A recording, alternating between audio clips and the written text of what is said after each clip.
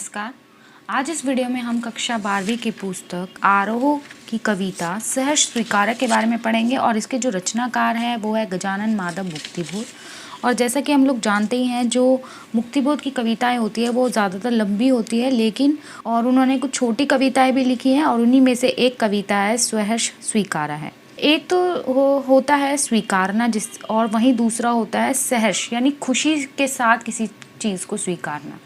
यानी इस कविता के माध्यम से यहाँ जो कवि है मुक्तिबोध जी, वो ये बताने का प्रयास कर रहे हैं कि जीवन के सब चीज़ें, चाहे सुख हो, चाहे दुख हो, चाहे अवसाद हो, उठापटक हो, सम्यक भाव हो, सब कुछ उन्होंने बड़े ही खुशी के साथ उनको एक्सेप्ट किया। ऐसा नहीं है कि उनकी ज़िंदगी के वो पड़ाव है तो उन्होंने बहुत फोर्सफुली उनको एक्सेप्ट किया, नहीं, बहुत उन्होंने उसको बहुत ज़्यादा प्रेरणा साथ करके अंगीकार किया है। और जहाँ से उसको ये सब जो प्रेरणा मिली है इन सब चीज़ों को सहर्ष यानी खुशी के साथ स्वीकारने की, उसके बारे में भी हम जानेंगे आगे कि किस तरीके से उनको ये प्रेरणा मिली कि जीवन में कैसे भी पड़ाव आए हमें उन्हें खुशी के साथ स्वीकारना चाहिए। तो अब हम बिना किसी देरी के सबसे पहले इस कविता की ओर बढ़ेंगे और इस कविता को पढ़ने के बाद आप इस कविता को अच्छे से समझ पाएंगे कि एक्चुअल में इस कविता में है क्या। और कविता जो है बहुत ही आसान भाषा में, तो ज़्यादा परेशान होने की ज़रूरत नहीं है। इसका बस जो भावार्थ है उसको हमको समझना है कि कवि जो है कहना क्या चाह रहा है। साथ ही साथ मैं भी जानना चाहूँगी कि आप लोगों की ज़िंदगी में भी कुछ ऐसे पल हो जिनको आपने खुशी के साथ स्वीकारा हो, तो प्लीज़ कमेंट सेक्शन में जाके कमेंट करके ज़रूर बताइए कि ऐसी कौन सी चीज़ है जिसको आपने जो आप नहीं चाहते थे अपनी लाइफ में, या आप उसको नहीं करना चाहते थे, लेकिन आपको जब वो चीज़ आ गई या वो सिचुएशन आपके सामने आई तो आपने उसको खुशी के साथ स्वीकारा। तो अब हम बिना किसी देरी के कविता की ओर बढ़ेंगे और इसमें कविता की ओर बढ़ने से पहले सबसे पहले हम एक जनरल सा प्रसंग जान लेते हैं कि प्रस्तुत पंक्तियाँ मुक्तिबोध की एक सशक्त रचना सहर्ष स्वीकारा में से उद्गृत है। और इसमें कवि ने कहा है कि जीवन के समस्त यानी जो खट्टे मीठे अनुभव है, कोमल तीखी अनुभूतियाँ हैं और सुख दुख को उसने इसलिए खुशी से स्वीकारा है कि वह अपने किसी भी क्षण को अपने प्रिय से न केवल अत्यंत जुड़ा हुआ अनुभव करता, अपितु हर स्थिति परिस्थिति को उसी की देन मानता है। यानी वो उन चीज़ों को इसलिए स्वीकारता है कि इसमें प्रिया हमें नहीं पता कौन है, वो कोई माँ भी हो सकती है, उसकी बहन भी हो सकती है, उसकी पत्नी भी हो सकती है, उसकी प्रेयसी भी हो सकती है। तो उसको ये सब चीज़ें जो है किससे मिली हैं और वो हर अपने पल को जो है उससे जुड़ा हुआ मानता है। वो इसलिए उसने अभी सभी सुख दुख जो भी खट्टे मीठे अनुभव है उसने बहुत ही खुशी के साथ उनको स्वीकारा है। तो पहले पद की ओर बढ़ते हैं कि ज़िंदगी में जो कुछ है, जो भी है, सहर्ष स्वीकारा है, इसलिए कि जो कुछ भी मेरा है वह तुम्हें प्यारा है।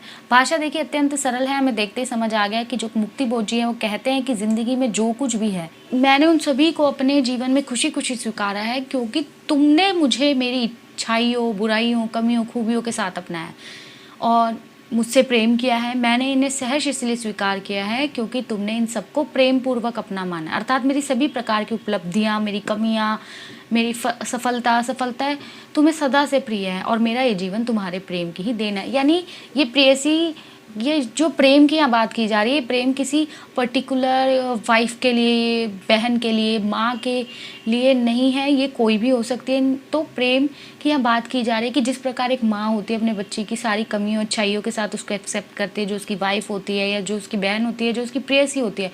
तो इसलिए जो कवि का जो प्रत्येक क्षण है, जो जीवन में उसने जो भी एक पल उसने जिया है, वो सब कुछ अपनी प्रेयसी या जो भी अपने प्रेम के लिए वो सब कुछ उसको मानता है। इसलिए जो कुछ भी उसके साथ हुआ है वो सब कुछ उसको प्यारा है और उसने उसकी कमियों और अच्छाइयों के साथ उसको अपनाया। इसलिए वो यही कहता है कि मेरा जो जीवन है वो तुम्हारी प्रेम की ही देन है।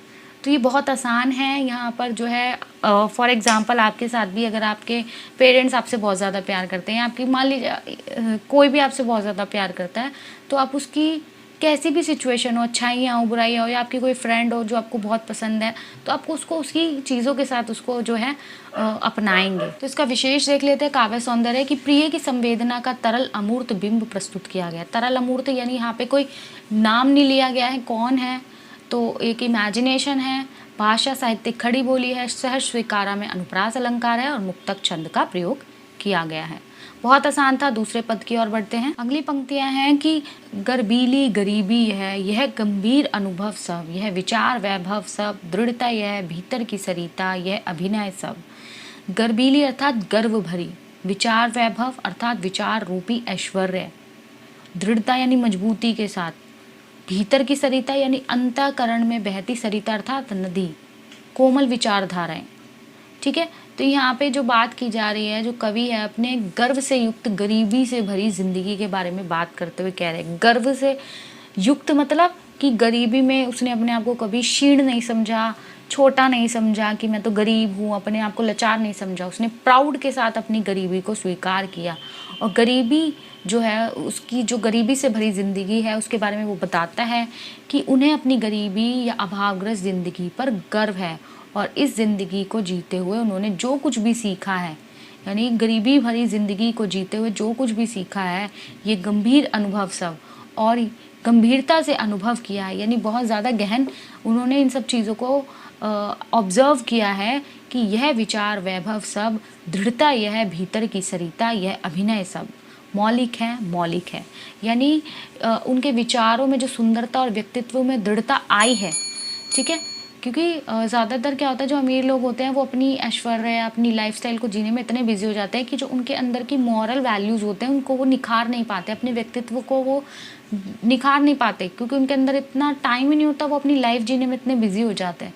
तो उन और यह वहीं दूसरी तरफ जो गरीब व्यक्ति है वो अपने विचारों में सुंदरता लाने की कोशिश करता है, अपने व्यक्तित्व में दृढ़ता लाने की कोशिश करता है। तो उनके जो विचारों में सुंदरता और व्यक्तित्व में दृढ़ता आई है, उनके मन के भीतर जो प्रेम रूपी नदी बह रही है, यानी भीतर की सरिता, ये अभिनय सब मौलिक है और ये सब कुछ नया है, ये सब कुछ वास्तविक है, यानी उनके पास जो भी कुछ है, अच्छा है, बुरा है, दुख है, सुख है, जो भी कुछ है वो सब उनका अपना है, ये सब उनका अपना वास्तविक है।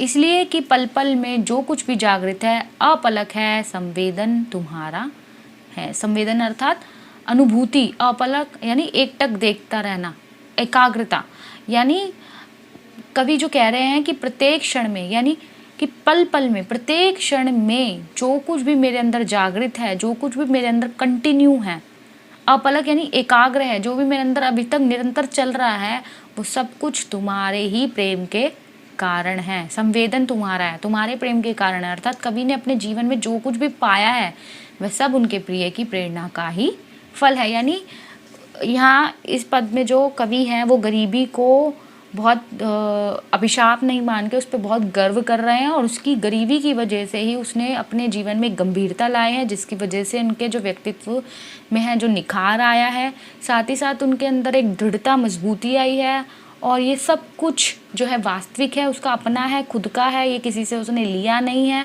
और प्रत्येक क्षण में जो कुछ भी है, अच्छा है, बुरा है, जो कुछ भी है और जो अभी तक अंदर कंटिन्यू है, कवि उसके लिए अपनी जो प्रेयसी है एक तरीके से उसको अपना कारण मानते हैं, उसको उसका कारण मानते हैं और वो सब उनके प्रिय के प्रेरणा का ही फल है। यानी उसने उसको हमेशा बूस्ट किया, मोटिवेट किया है, कभी भी उसको नीचा दिखाने का प्रयास नहीं किया। इसका काव्य सौंदर्य देखते हैं। भाषा साहित्यिक खड़ी बोली है, गर्बीली गरीबी विचार वैभव, मौलिक है में अनुप्रास अलंकार है, मुक्तक छंद का प्रयोग किया गया है, विचार वैभव और भीतर की सरिता में रूपक अलंकार और पल पल में पुनरुक्ति प्रकाश अलंकार है। कविता में जो यहाँ पर है श्रृंगार रस की अनुभूति देखने को मिलती है। अगली पंक्तियाँ है कि जाने क्या रिश्ता है, जाने क्या नाता है। यानी इन पंक्तियों में जो कवि है अपने जीवन के प्रत्येक पल को जो है अपनी प्रेयसी से, अपने प्रिय से जुड़ा पाता है। वो प्रिय मैं बार बार बता रही हूँ, वो कोई भी हो सकता है, और वह स्वयं को हर समय प्रिय के निकट पाता है। और कवि जो है कहता है कि जाने क्या रिश्ता है, जाने क्या नाता है, जितना भी उड़ेलता हूँ भर भर फिर आता है। यानी जो कवि है अपने गहरे रिश्ते को प्रकट कर रहे हैं कि कवि कहते हैं कि मेरे और तुम्हारे बीच पता नहीं क्या संबंध है, मैं इसे समझ नहीं पा रहा हूँ। सिर्फ यहाँ पे नाम वाले रिश्ते की बात नहीं कर रहे हैं कि नाम है तो ठीक है, वो रिश्ता इनफ है। एक ऐसा रिश्ते की यहाँ बात की जा रही है जो बिना कुछ कहे, बिना कुछ बोले जो है एक दूसरे को समझ पाते हैं। तो जाने जो है कवि वो कह रहा है कि मैं समझ नहीं पाता हूँ, लेकिन मैं जितनी बार भी, यानी जितना भी तुम्हारे प्रति अपने प्रेम को व्यक्त करता हूँ, फिर उतना ही मेरे दिल में प्रेम भर जाता है। यानी मैं भर भर फिर आता है और मैं जितना ही भी प्रेम जो है उड़ेलता हूँ, जितना भी तुम्हारे प्रेम में डूबता हूँ, जितना भी अपना प्यार जो है तुम्हारे प्रति व्यक्त करता हूँ, चाहे वो माँ हो, चाहे वो बहन हो, चाहे वो पत्नी है, चाहे वो प्रेयसी हो, जितना भी मैं उसको व्यक्त करता हूँ वो कम नहीं हो रहा, वो और भी ज़्यादा बढ़ जाता है। दिल में क्या झरना है, मीठे पानी का सोता है, भीतर वह ऊपर तुम, मुस्काता चाँद जो धरती पर रात भर, मुझ पर तो तुम्हारा ही खिलता वह चेहरा है। और आगे जो है जो कवि है मुक्ति भोज जी कहते हैं, और अब तो मुझे ऐसा लगता है कि जैसे मेरे दिल में प्रेम का कोई झरना बह रहा है। यानी झरने, यहाँ प्रेम को जो है झरने से तुलना की गई है। जो झरना है वो कंटिन्यू रहता है, रुकता नहीं है, उसी प्रकार जो प्रेम है वो कभी ख़त्म नहीं होगा। मुझे ऐसा लगता है मेरे दिल में जो प्रेम का कोई झरना बह रहा है, या मीठे पानी का कोई झरना बह रहा हो। मीठे पानी का सोता यानी स्रोत, जो पानी आ रहा है वो मीठा है, यानी जो मेरा प्रेम है वो अटूट है, वो मीठा है और वो बहता ही चला जा रहा है। भीतर वह ऊपर तुम, मुस्काता चाँद जो धरती पर रात भर, और जो सदैव प्रेम रूपी जल से भरा रहता है। कवि अपने प्रिय के प्रेम से न केवल अपने अंतर मन बल्कि बाहरी रूप से भी भीगा हुआ महसूस करते हैं। यानी सिर्फ वो आंतरिक तौर पर अपने आप को प्रेम में सराबोर महसूस नहीं करते, वो बाह्य रूप से भी अपने आप को प्रेम में डूबा हुआ महसूस करते हैं कि भीतर वह ऊपर तुम। कवि कहते हैं कि उनके हृदय में जो प्रिय का प्रेम है हर दम समाया ही रहता है। और जिस तरह आसमान में चमकते हुए चांद की चांदनी, कि मुस्काता चांद जो धरती पर रात भर, क्योंकि जिस प्रकार आसमान में चमकते हुए चांद की जो चांदनी है रात भर धरती पे छाई रहती है, मुझ पर त्यों तुम्हारा ही खिलता वह चेहरा है। और उसी प्रकार प्रिय के खिलते हुए चेहरे की मुस्कुराहट उन पर हरदम, यानी कवि पर हरदम छाई रहती है और उनको प्रेरणा देती रहती है। ये सिर्फ बाह्य आकर्षक की बात नहीं हो रही कि वो बाह्य रूप से बहुत सुंदर है तो जो मुक्ति भोज जी है वो उसके प्रेम में डूबे हुए हैं। यहाँ बात हो रही है आंतरिक प्रेम की। यानी जिस तरह चांद की चांदनी रात भर धरती को रोशनी व ठंडक प्रदान करती है, शीतलता प्रदान करती है, उसी प्रकार उनके प्रिय का मुस्कुराता चेहरा भी उनको खुशी प्रदान करता है, उनको पॉजिटिविटी प्रदान करता है। क्योंकि अगर घर में हमेशा गृह कलेश होते रहे कि तुम कमाते नहीं हो ये वो, तो उस वजह से क्या होगा कि घर में हमेशा एक अशांति बनी रहेगी। लेकिन वो जो उनकी प्रेयसी है या जो भी है वो उसको एक पॉजिटिविटी दे रही है, और जिसकी वजह से जो कवि है उसको एक प्रेरणा मिलती है। इसका काव्य सौंदर्य देखते हैं।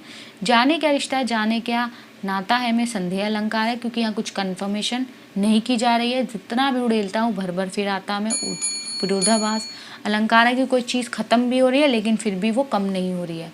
दिल में क्या झरना है में प्रश्न अलंकार है, और मुस्कुराता चांद जो धरती पर रात भर में उत्प्रेक्षा अलंकार है। भर भर में पुनरुक्ति प्रकाश अलंकार है। आशा कर रही हूँ छात्रों आपको ये आसानी से क्लियर हो रही होगी। यहाँ पे जो बार बार बात की जा रही है वो अपनी सिचुएशन की बात की जा रही है, और सिचुएशन में भी कवि जो है सदैव खुश रहने को और उसको खुशी के साथ स्वीकार करने की बात को यहाँ तवज्जो दी गई है, जोर दिया गया है। तो आगे हम इसके अगले पद, चौथे पद की ओर बढ़ेंगे। चौथा पद कुछ इस प्रकार है। सचमुच मुझे दंड दो कि भूलूं मैं तुम्हें भूल जाने की दक्षिण ध्रुवी अंधकार अमावस्या, शरीर पर चेहरे पर अंतर में पालूं मैं, झेलूं मैं उसी में नहालूं मैं, इसलिए कि तुमसे ही परिवेष्टित आच्छादित रहने का रमणीय यह उजेला है, अब सहा नहीं जाता है, नहीं सहा जाता है। तो दंड यानी यहाँ पे पनिशमेंट की बात की जा रही है। दक्षिणी ध्रुवी अंधकार अमावस्या यानी दक्षिण ध्रुव पर छाए गहरे अंधकार जैसी, यानी अमावस्या काली रात। अंतर यानी अंतःकरण, परिवेष्टित यानी चारों ओर से घिरा हुआ, आच्छादित यानी ढका हुआ, और रमणीय यानी सुंदर दिखने वाला, और उजेला अर्थात प्रकाश। तो यहाँ पे इन पंक्तियों में प्रिय के प्रेम से कवि का जो व्यक्तित्व है वो पूरी तरह से प्रभावित है। यानी है जो भी प्रेम प्रिय की बात हो रही है, चाहे माँ है, बहन है, पत्नी है, प्रेयसी है, जो भी उससे प्रेम करती है या जो जिससे भी वो प्रेम करता है, उसके प्रेम से जो कवि का व्यक्तित्व है, जो उसकी छवि है, वो पूरी तरह से अफेक्टेड है। सचमुच मुझे दंड दो कि भूलूं मैं, और वो सोचते हैं कि मेरे जीवन में जो कुछ भी है वो सब मेरे प्रिय के कारण ही हैं, जैसा कि हम बार बार पंक्तियों में पढ़ रहे हैं। इसलिए वो अपने प्रिय के प्रेम के प्रभाव से बाहर निकलने के लिए, अपना खुद का अस्तित्व खोजने के लिए उन्हें भूल जाना चाहते हैं। यानी अभी तक जो भी उनके व्यक्तित्व पे प्रभाव है वो उनकी प्रेयसी का है, जो भी उससे प्रेम करती है या जिससे वो प्रेम करते हैं।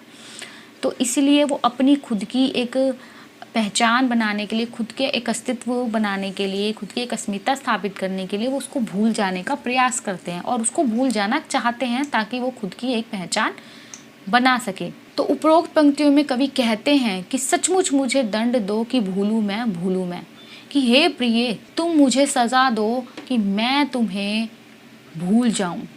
वैसे तो तुम्हें भूलना मेरे लिए बहुत कठिन होगा, लेकिन फिर भी मैं चाहता हूँ कि तुम मुझे यह सजा दो। वो चाहता है कि मैं तुम्हें भूल जाऊं, पर मैं चाहकर भी तुम्हें भूला नहीं पा रहा हूँ, और इसके लिए तुम मुझे दंड दो, मुझे सजा दो। कभी कहते हैं कि मैं तुम्हें व तुम्हारी यादों को भूल जाना चाहता हूँ, कि तुम्हें भूल जाने की दक्षिण ध्रुवीय अंधकार अमावस्या शरीर पर चेहरे पर अंतर में पालूं मैं। और आगे वो कहते हैं, और दक्षिण ध्रुव की काली रात के अंधकार या फिर अमावस्या की काली अंधेरी रातों के अंधकार में खो जाना चाहता हूँ मैं, यानी उस अमावस्या की काली रात में खो जाना चाहता हूँ। यानी तुम्हारा जो व्यक्तित्व, जो तुम्हारा जो प्रभाव मेरे व्यक्तित्व पे पड़ा है, मैं अपने आप को उसमें घुमा देना चाहता हूँ। तुम्हें भूलने की पीड़ा को मैं अपने तन, चेहरे और अंतरात्मा में महसूस करना चाहता हूँ। और मैं तुम्हें भूलना चाहता हूँ, और तुम्हें जो भूलने की जो पीड़ा है, जो उसका दुख मुझे मिलेगा, वो उसको मैं अपने शरीर पर, अपने चेहरे पर, अपने अंतर तक, यानी पालू मैं अपने अंतरात्मा तक उस पीड़ा को, उस दुख को महसूस करना चाहता हूँ। झेलूँ मैं, उसी में नहा लूँ मैं, और मैं इसमें इतना ज़्यादा दुख और पीड़ा झेलना चाहता हूँ कि मैं उसमें एक तरीके से नहा लूँ। यहाँ पर जो कवि ने दक्षिण ध्रुवीय अंधकार कहा है, क्योंकि दक्षिण ध्रुव पर 6 महीने 6 दिन और 6 महीने की रात होती है, और अमावस की रात भी बहुत अधिक काली व अंधेरी होती है। तो इसलिए वो उस अंधकार को दक्षिण ध्रुवीय अंधकार से कंपेयर कर रहा है और उसमें खो जाना चाहता है, यानी वो उसमें डूब जाना चाहता है, नहा लेना चाहता है। इसलिए कि तुमसे ही परिवेष्टित, आच्छादित, परिवेष्टित यानी चारों ओर से घिरा हुआ। कभी आगे कहता है कि मैं पूरी तरह से तुम्हारे प्रेम की छाया से घिरा हुआ हूँ, तुम्हारे सानिध्य में हूँ।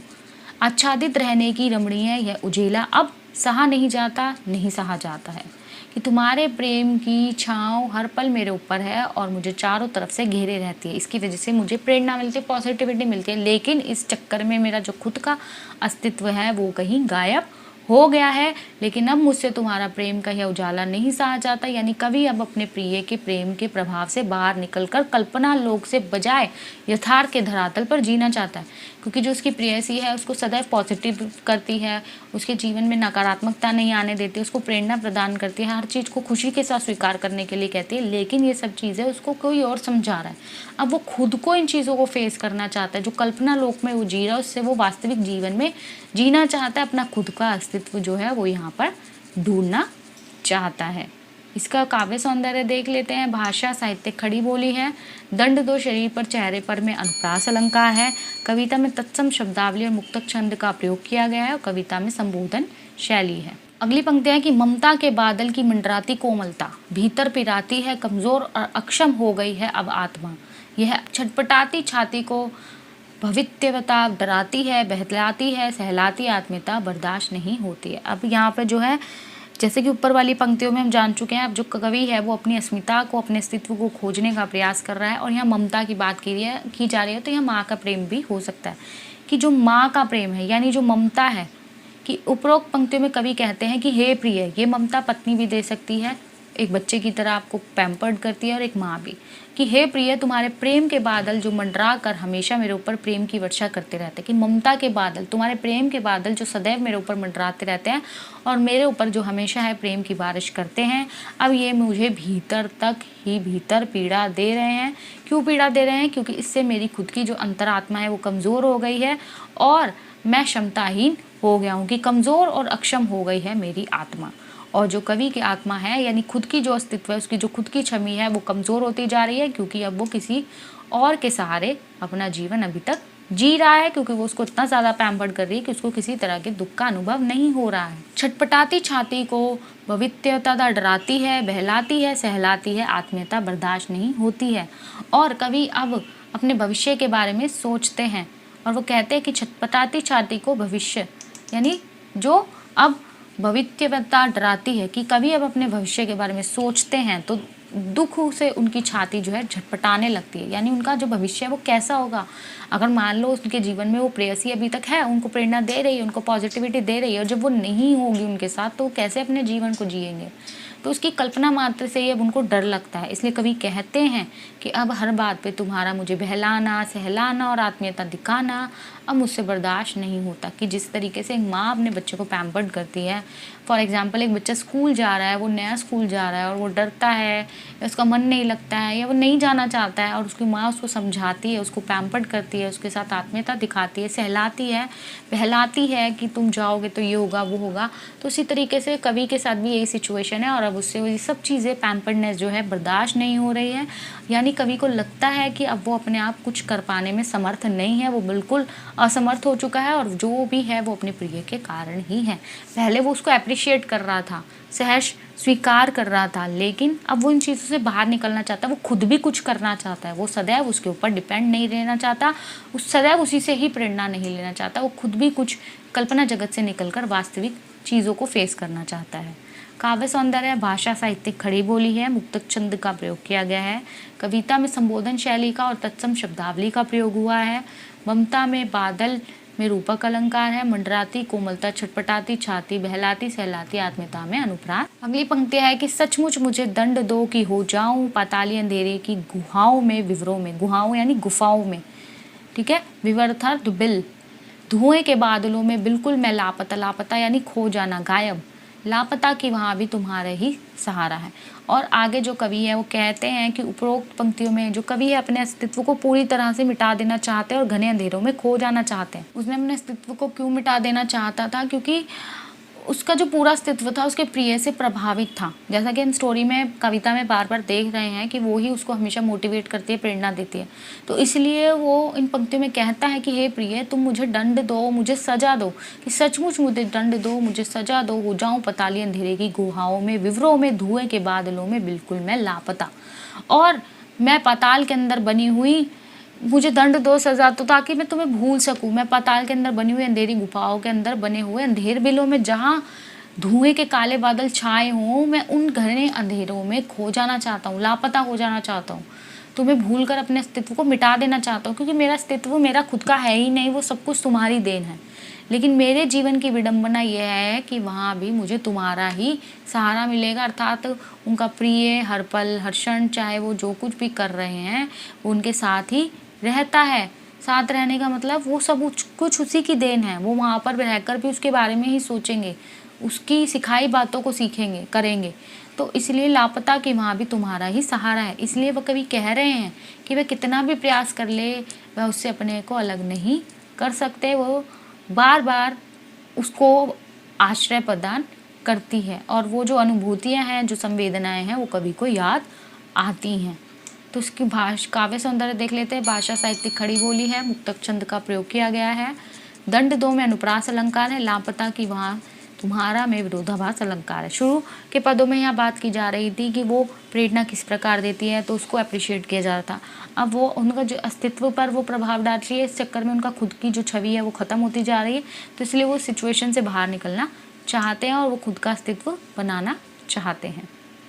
अगली पंक्तियाँ देखते हैं। अगली पंक्तियाँ कुछ इस प्रकार है कि इसलिए कि जो कुछ भी मेरा है या मेरा जो होता सा लगता है, होता सा संभव है, सभी वह तुम्हारे ही कारण के कार्यों का घेरा है, कार्यों का वैभव है। यानी इसके माध्यम से जो कवि है वो कहना चाह रहा है कि वर्तमान में जो कुछ भी मेरे पास है और जो भविष्य में जो कुछ भी मेरे पास होगा, वो सब कुछ तुम्हारी ही प्रेरणा से मेरे जीवन में संभव हुआ है। यानी वो लगता है मेरा है, लेकिन वो मेरा नहीं है, वो सब कुछ तुम्हारी वजह से ही संभव हुआ है। वो सब तुम्हारे ही कारण हुआ है, तुम्हारे कार्यों की वजह से हुआ, और तुम्हारे कार्यों का ही वो वैभव है। अब तक तो जिंदगी में जो कुछ था, जो कुछ है, सहज स्वीकारा है। इसलिए जो कुछ भी मेरा है वह तुम्हें प्यारा है। और मैंने अपनी ज़िंदगी में जो कुछ भी सुंदर या अच्छे काम किए हैं, यानी मैंने जो कुछ भी पाया है, उसकी प्रेरणा भी तुम ही हो। अब तक ज़िंदगी में जो कुछ भी था और जो कुछ भी है, मैंने उसे खुशी के साथ स्वीकारा है। इसलिए जो कुछ भी मेरा है वह तुम्हें प्यारा है।